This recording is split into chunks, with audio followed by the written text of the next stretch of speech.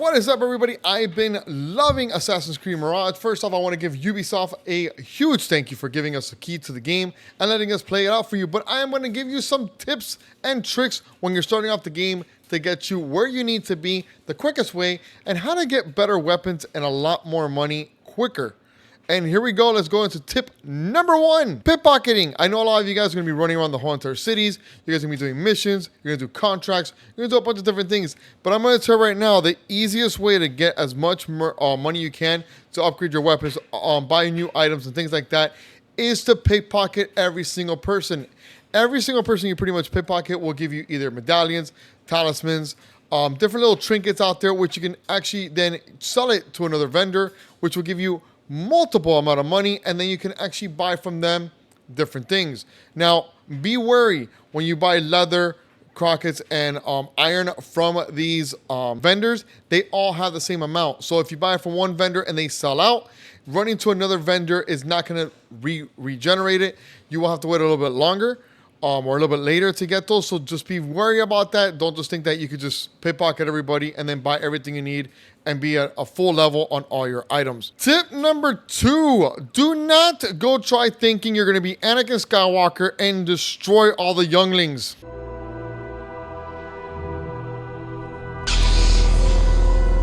No, you cannot attack the children. The children will just run in fear. Yes, it is very funny when you're trying to run after them, but telling you right now, you cannot damage any of the children.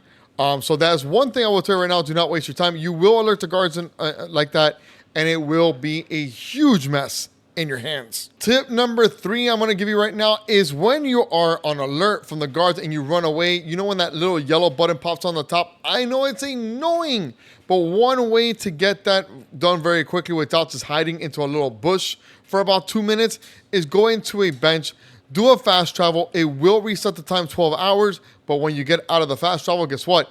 No more alertion from the guards, and you can continue on your quest a lot quicker than if you were to just pretty much wait it out. Another tip I will tell you guys is make sure you go to your synchronized viewpoints. A lot of people just bypass these in the beginning of the games because they're so into the game as it is when you start off with.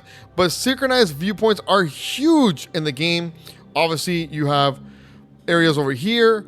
This one I have not synchronized yet. But when you get into areas like this where my mission is over here, if I would have had one of these synchronized a lot earlier, I could probably get there a lot quicker. But having them synchronized on these viewpoints is going to get you these missions done a lot quicker than where you are right now. So make sure whenever you are bypassing them, always put one as a tracker and place a marker so you can make sure you get those while you're running around the cities. And don't forget to synchronize. It is huge for fast travel. All right, one of the things I will tell you is your skills. Once you beat Ghoul, the slaver, you will be able to get more skills that you can unlock. Pretty much about 5 different skill sets. Now, what I always start off with is the Phantom, which is the kickback after a successful parry. You press E or your A button to strike with a parried enemy, and then strike with another direction. I will then go into Trickster. You need a lot of weapons in this game, and Trickster is the best one right now, I think, when you're starting off. It does loot an enemy automatically after stealth kill or assassination. You're going to do Elixir Pocket, increase the maximum number of elixirs you can carry at the same time by 1. And then, of course, you're going to do Knife Recovery. After throwing knives, that hit an enemy can be retrieved from their corpse. Now, you're going to bring Pathfinder, which is going to give you your Falcon's view, reveals keys and highlights opportunities like chests with a glow. Secret entries are also easier to discover. I wouldn't go anywhere on these right now in the beginning of the game because you're not really going to need them so early in the match. You are going to need a little bit more elixirs, and you are going to need some knife recovery. Now, a lot of people would tell me, oh, why don't you do the extra tool capacity? I don't really use the throwing knives that much, nor do I use the other items, but I do feel that having an extra elixir is one main key component in this game. So those are just 5 tips I have for you on Assassin Creed Mirage to start you off, to get you where you're going. I've only beaten the first boss pretty much. I think it's a boss. But those are some tips. And the other thing I would also recommend is if you want to see some cool highlighted stuff, make sure to find a viewpoint of where you can assassinate those bosses because it does give you a little cool cinematic into the game compared to just rushing at them and just attacking them earlier. But let me know in the comments of what you guys have found out as tips or tricks for Assassin Creed Mirage.